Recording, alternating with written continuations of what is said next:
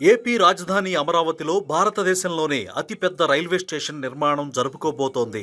దీన్ని ఒక model railway స్టేషన్గా అత్యాధునిక సౌకర్యాలతో నిర్మించాలని ముఖ్యమంత్రి చంద్రబాబు భావిస్తున్నారు. ముంబైలోని ఛత్రపతి శివాజీ టెర్మినల్, వారణాసి, ప్రయాగ్రాజ్ స్టేషన్ల కన్నా అందంగా ఉండేలా తీర్చిదిద్దబోతున్నారు. 2245 కోట్ల వ్యయమయ్యే ఈ ప్రాజెక్టులో భాగంగా కృష్ణానదిపై 3.2 కిలోమీటర్ల పొడవైన వంతెన రాబోతోంది. అమరావతి రైల్వే స్టేషన్లో మొత్తం 24 ప్లాట్ఫామ్స్, 4 టెర్మినల్స్ ఉంటాయి.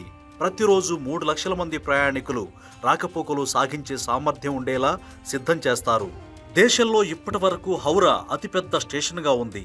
ఇక్కడ 23 ప్లాట్ఫామ్స్ ఉంటాయి. ఇప్పుడు 24 ప్లాట్ఫామ్స్తో 1500 ఎకరాల సువిశాల ప్రాంగణంలో అమరావతి దేశంలోనే అతిపెద్ద రైల్వే స్టేషన్గా మారబోతోంది.